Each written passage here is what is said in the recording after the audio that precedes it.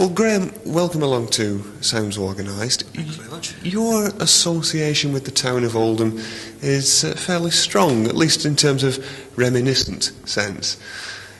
How would you describe that? Many, many years ago, I used to visit Doreen Chadwick and her husband when they had the pub called the Magnet Arms at the bottom of the moor. I remember that. That's all I can remember, really, of Oldham. I've been to Oldham for years now. They were happy days, were they? Way back, yes. A lot of water gone under the bridge since. Well, Graeme, on this occasion we've heard some really super sounds from a very small instrument. Thanks very much. In terms of, well, size and, for that matter, cost. Mm-hmm. Does that therefore make the Farfisa range a good seller?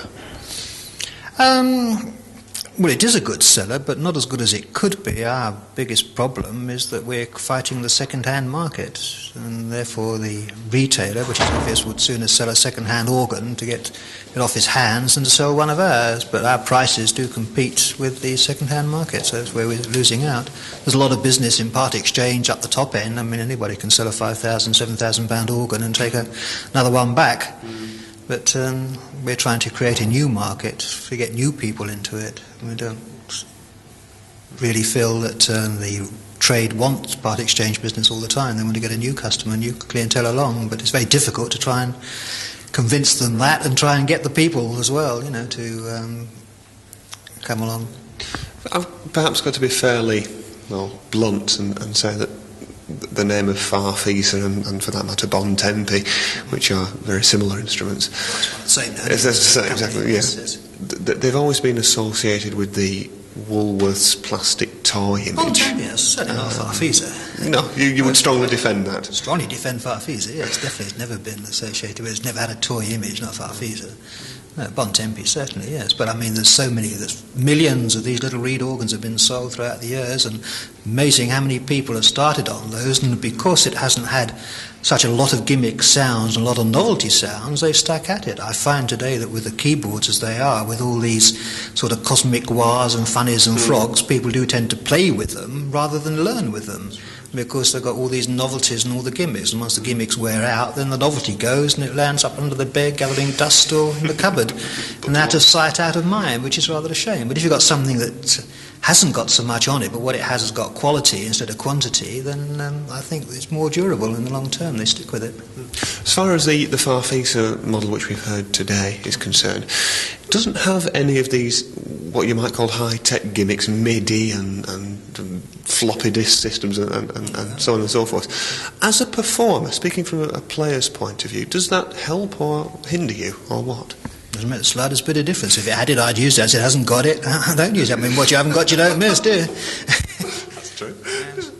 So even with that perhaps deficiency, maybe the wrong word, I don't know, it's still a popular instrument. Oh yes, indeed. I think because, as I mentioned, I think a lot of technology today is put there to sell technology. They use keyboards and music and organs, for want of a better word, to sell technology rather than technology to sell music. As far as I'm concerned, a lot of the companies have got it back to front. They baffle you all these little buttons and program this and program that and push that button, let it go beep, and away you go. And you put your ROM pack in your RAM pack, and it's just confusing. I'd say now suddenly where you sit down, switch on and play. You yourself said... You do a piano, don't you? You haven't got ROMs and RAMs and MIDIs and everything else on the piano, and then the renewed interest in the piano is very rewarding. I think it's very good, the way that people are coming back. I think everything's going around in full service. I mentioned as well, in the 70s, everybody used to say, what's the piano sound like on the organ? It's the first thing they asked. Now they say, can you make it sound like an organ? Which is idiotic, isn't it, really? Things have really gone topsy-turvy, haven't they? Well, Graeme, it's been nice to catch up with you after quite a few years. We've seen each other, but we've never had a chance to speak on the radio. The association with Farfisa is a very strong one, and it's certainly a highly popular one. It's a long one indeed, and let's hope that it does go from continued strength to strength. Graeme, thank you very much indeed. Thank you.